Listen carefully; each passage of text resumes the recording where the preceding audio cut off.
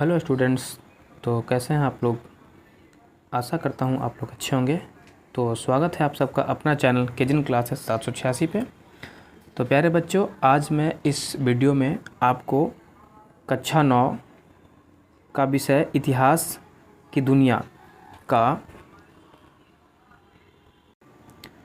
Chapter 3 France की क्रांति का हम लोग प्रश्न उत्तर देखने वाले हैं।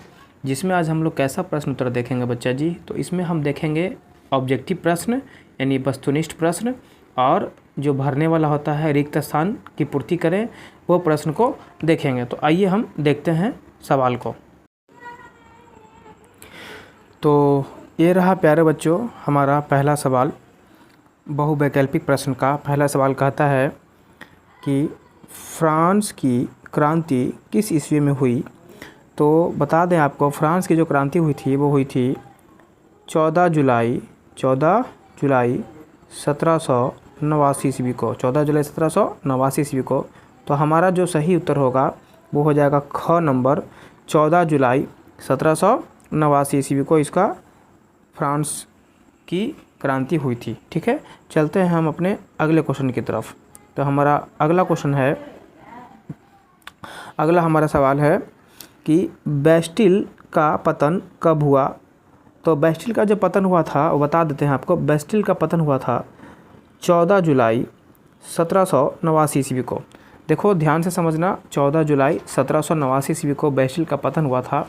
और ये बेस्टिल था क्या, तो बेस्टिल एक कारागृह था जिसको आप लोग नॉर्मल लैंग्वेज में जेल बोलते हो। ठीक है, तो जो वहाँ का राजा था, राजा कौन था, तो वहाँ का राजा था लुई 16वां, जो फ्रांस की गद्दी पर 1774 ईस्वी में आसीन हुआ था। और वो काफ़ी निरंकुश राजा था और वो लोगों को बंदी बना करके इसी बेस्टिल, ये जो आप जो देख पा रहे हैं बेस्टिल का किला, इसी बेस्टिल के किला में वो क्या करता था, लोगों को बंदी बना के रखता था। तो जब क्रांति की शुरुआत हुई थी तो सबसे पहले इसी किले को, इसी जेल को तोड़ा गया था, दरवाजे को, और कैदियों को रिहा किया गया था। और यहीं से असला वगैरह और बंदूक वगैरह को लूट लिया गया था। और ये जो घटना घटा था वो घटा था 14 जुलाई 1789 ईस्वी को।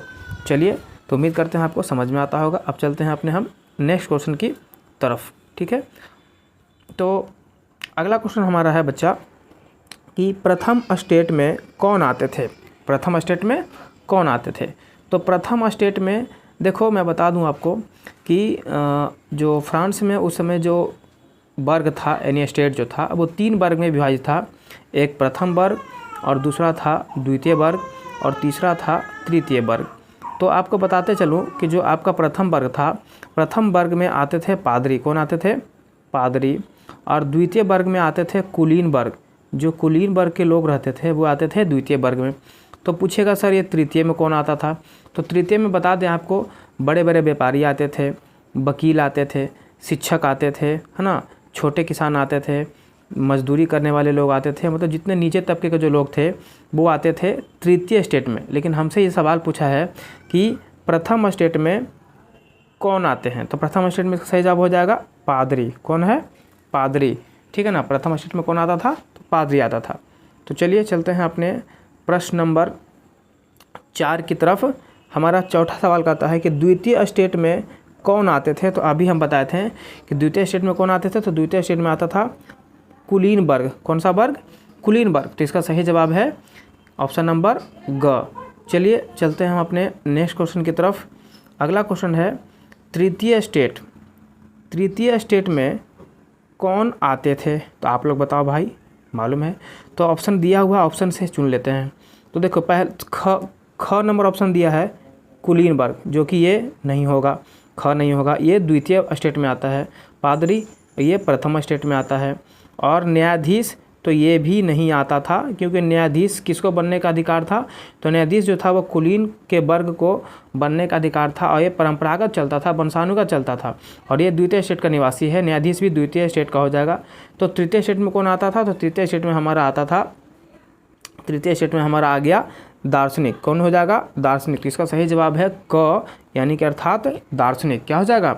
दार्शनिक। उम्मीद करते हैं आपको समझ में आया होगा। अब चलते हैं हम अगले क्वेश्चन की तरफ। तो हमारा जो बच्चा अगला क्वेश्चन है वह कहता है कि वोल्टेमर क्या था? तो वोल्टेमर एक व्यक्ति है, ऐसा मत समझिएगा कोई और था। तो वोल्टेमर एक व्यक्ति था और ये मुख्य रूप से एक लेखक थे। क्या थे? लेखक। तो इसका सही जवाब हो जाएगा ग नंबर, कि ये क्या थे? एक। तो वोल्टेमर एक लेखक थे। चलिए हम चलते हैं अपने अगले क्वेश्चन की तरफ।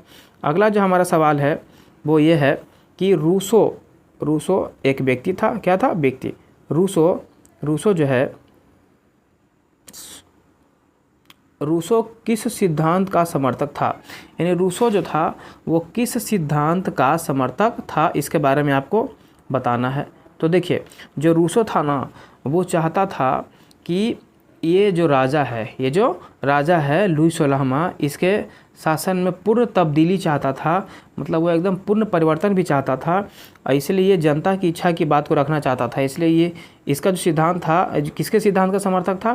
तो ये जनता के इच्छा के सिद्धांत का ही समर्थक था। यानी जनता की यही इच्छा थी कि ये राजा पूर्ण रूप से हट जाना चाहिए, काफ़ी निरंकुश राजा है। तो रूसो किस सिद्धांत का समर्थक था? तो जनता की इच्छा।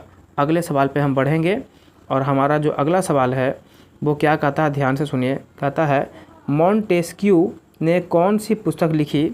मॉन्टेस्क्यू जी ने कौन से पुस्तक लिखा था, इसके बारे में बताना है जी। तो यहाँ पे बहुत सारे ऑप्शन में है। क सामाजिक संविदा, ख विधि का आत्मा, ग दास कैपिटल, और घ बृहत ज्ञान कोश। तो इन्होंने जो लिखा था उस पुस्तक का नाम था, ऑप्शन ख को देखिए, विधि का आत्मा। विधि का आत्मा किसके द्वारा लिखा गया? तो मॉन्टेस्क्यू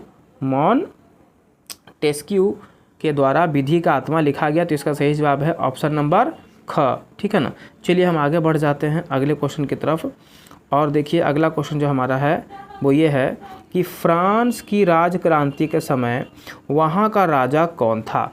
तो देखो, जब फ्रांस में राजक्रांति हुआ था, और आपको मालूम है कि ये हुआ था 14 जुलाई 1789 को हो गया था ये राजक्रांति। और ये क्यों हुआ था, एक कहानी यहाँ पर नहीं बता सकते हैं क्योंकि काफ़ी लंबा वीडियो बन जाएगा। शॉर्ट में बता देते हैं कि वहाँ पे का जो राजा था काफ़ी निरंकुश था, और वहाँ पे भुखमरी की नौबत आ गई थी। महंगाई बहुत ज़्यादा बढ़ गया था, बेरोज़गारी चरम सीमा पर पहुँच गया था। इन सब चीज़ों से परेशान होकर के फ्रांस की जनता काफ़ी त्राहिमाम कर रहा था। इस वजह से वो राजा के खिलाफ़ क्रांति छेड़ देता है, और 14 जुलाई 1789 को बेस्टिल पे जा कर के बेस्टिल के किला को ढहा देता है, और कैदियों को आज़ाद कर देता है, और उसको लूट लेता है, और वहाँ पे आग लगा देता है। ये घटना 14 जुलाई 1789 को ही घटता है। ठीक है। तो चलिए, तो इसका सवाल पूछ रहा है कि फ्रांस की राजक्रांति के समय वहाँ का राजा कौन था? तो उस समय जो वहाँ का राजा था वही था हमारा जो राजा था, उस राजा का नाम क्या था बता दें आपको। उस राजा का नाम था लुई 16वां। क्या नाम था? लुई 16वां।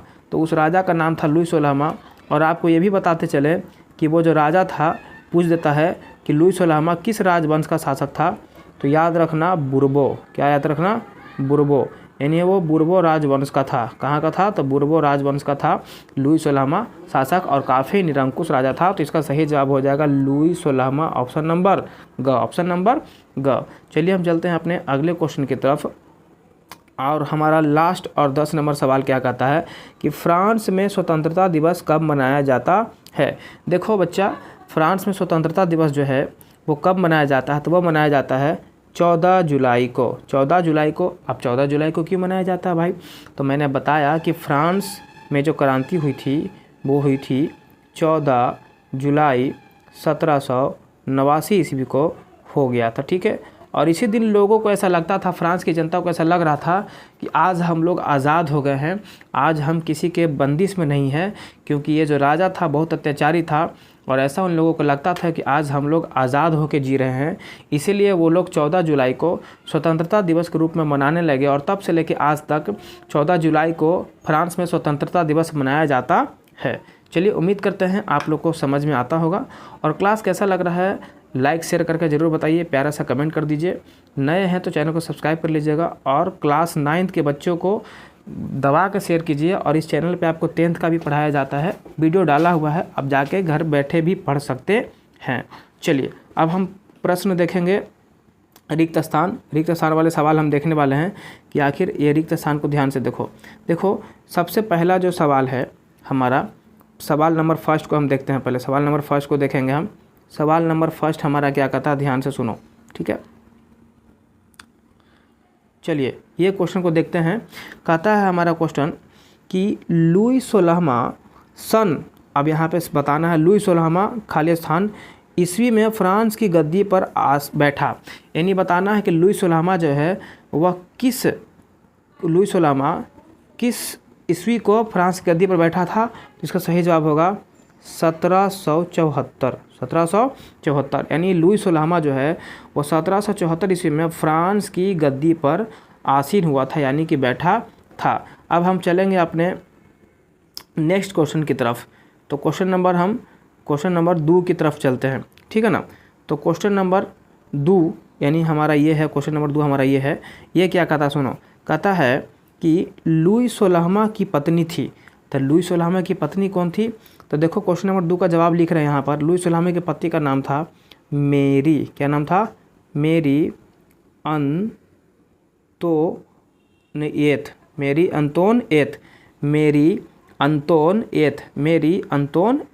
ठीक है। इसका लास्ट में हम नीचे आंसर भी दे देंगे, टेंशन नहीं लीजिए। मेरी अंतोनएत, ये था लुई 16वां की पत्नी, लुई 16वां की पत्नी। अब ध्यान से सुनो, आगे का था फ्रांस की संसदीय संस्था को क्या कहते हैं? तो फ्रांस की संसदीय संस्था को बोलते हैं जनरल स्टेट। क्या बोलते हैं बच्चा? General state. फ्रांस की संसदीय संस्था को बोलते हैं जनरल स्टेट। तो यहाँ पे क्या भरा जाएगा? General state. ये फ्रांस की संसदीय संस्था थी। अब हम चलेंगे अपने अगले क्वेश्चन की तरफ। क्वेश्चन नंबर 3 की तरफ हम बढ़ जाते हैं। और क्वेश्चन नंबर हमारा 3 तो है ही नहीं यार, 3 कहाँ चले? अच्छा सॉरी, हम 3 ही बता दिए। ये 2 हो गया था आपको, ठीक है, ये 2 बता दिए थे। उसके बाद हम आपको ये 3 बता दिए। अब हम आते हैं 4 पर। कहाँ आते हैं? 4 पर, ठीक है ना। ये 3 था। चलिए, कहता है कि ठेका पर टैक्स वसूलने वाले पूंजीपतियों को क्या कहा जाता था? ठेका पर टैक्स वसूलने वाले पूंजीपतियों को क्या कहा जाता था? तो उसको कहा जाता था, क्या बताते हैं? उसको कहा जाता था टैक्स फार्मर। क्या कहते थे? Tax farmer. उसको बोला जाता था टैक्स फार्मर। क्या बोलते थे? Tax farmer. चलिए हम अगला क्वेश्चन देख लेते हैं। क्वेश्चन नंबर 5 की तरफ हम बढ़ जाते हैं। तो क्वेश्चन नंबर 5 हमारा ये है। कहता है, ये क्या कहता है सुनो, ये कहता है कि डेस्क यानी खाली जगह के सिद्धांत की स्थापना मॉन्टेस्क्यू ने की थी। कौन सा सिद्धांत था जो मॉन्टेस्क्यू ने किया था? तो इसने जो किया था, यहाँ पे होना चाहिए, क्या बताते हैं, सिद्धांत की स्थापना मॉन्टेस्क्यू ने किया था। तो ये क्या था? शक्ति पृथक्करण। क्या था? शक्ति पृथक्करण। शक्ति पृथक्करण का मतलब होता है, मीटर के फिर से देते हैं, शक्ति पृथक्करण।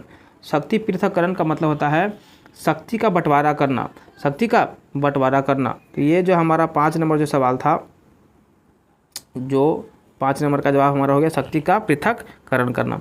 अब हम आते हैं अपने क्वेश्चन नंबर 6 पर। कहाँ आते हैं? क्वेश्चन नंबर 6 पर। कहता है कि क्वेश्चन नंबर 6 ध्यान से सुनो और समझने की भी कोशिश करना। क्वेश्चन नंबर 6 कहता है कि प्रसिद्ध पुस्तक सामाजिक संविदा किसकी है? तो देखो, प्रसिद्ध पुस्तक सामाजिक संविदा, यहाँ पर क्या भरा जाएगा? तो इस सामाजिक संविदा पुस्तक का नाम ये रूसो के द्वारा लिखा गया था। किसके द्वारा लिखा गया था? रूसो। तो क्वेश्चन नंबर 6 का आंसर हो जाएगा रूसो। क्या हो जाएगा? रूसो। अब हम पढ़ते हैं 27 नंबर की तरफ हम बढ़ जाते हैं। 27 नंबर नहीं बल्कि 7 नंबर, ठीक है जी। ये रहा हमारा 7 नंबर। कहता है कि 27 अगस्त 1789 को फ्रांस की नेशनल असेंबली ने किस चीज़ की घोषणा की थी? यहाँ पर खाली जगह दिया हुआ है। 27 अगस्त 1789 को फ्रांस की नेशनल असेंबली ने किसकी घोषणा की थी? तो ये जो घोषणा किया था उसका नाम था मानव और मानवाधिकार। यानी मानव को पहले बहुत किसी चीज़ का अधिकार नहीं था, जैसे वो अपने धर्म का पालन करने का उसको अधिकार नहीं था, मत देने का अधिकार नहीं था, है ना। तो ये सब चीज़ का अधिकार नहीं था। तो 27 अगस्त 1789 को फ्रांस की जो नेशनल असेंबली जो बनाया गया था नए नए, वहाँ से इस बात का दिया गया, घोषणा किया गया था कि मानव और मानवाधिकार का घोषणा किया गया था। अब हम चलते हैं अपने नेक्स्ट क्वेश्चन की तरफ। तो नेक्स्ट क्वेश्चन को समझना। अगला क्वेश्चन हमारा जो है वो है 8 नंबर, और ये हमारा 8 नंबर क्वेश्चन है। ये क्या कहता है, ध्यान से सुनो। कहता है कि जैकोबियन दल का प्रसिद्ध नेता कौन था? जैकोबियन दल का प्रसिद्ध नेता कौन था? तो ये था मॉन्टेस्क्यू रोबोस्फेयर।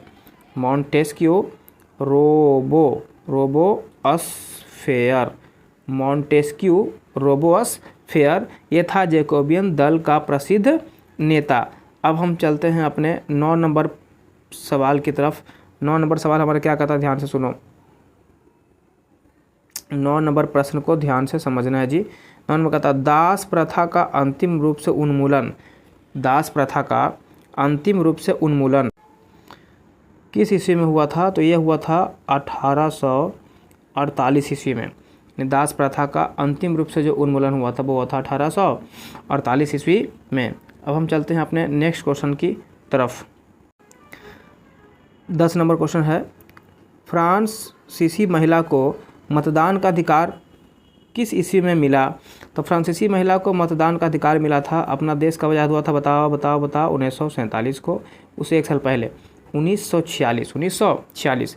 तो फ्रांसीसी महिला को 1946 में मतदान करने का अधिकार मिला, अर्थात वोट डालने का अधिकार मिला। ठीक है, वैसे मैंने इस खाली स्थान का नीचे आंसर दे रखा है, आप उसको देख सकते हैं। चलिए आपको दिखा देता हूँ। ये रहे आपके 1 to 5 तक आंसर, और यहाँ पे आपको मिल जाएगा 6 to 10 जो फिल इन द ब्लैंक्स का आंसर है। तो क्लास कैसा लगा कमेंट करके ज़रूर बताइए, और ऐसे ही अगर आप और भी वीडियो चाहते हैं तो नीचे कमेंट कीजिए कि हाँ सर क्लास कंटिन्यू रखिए, तो आपको हम 9th का वीडियो देते रहेंगे। चलिए बच्चों, तो मिलते हैं अगले वीडियो में, तब तक के लिए जय हिंद जय भारत। चलिए।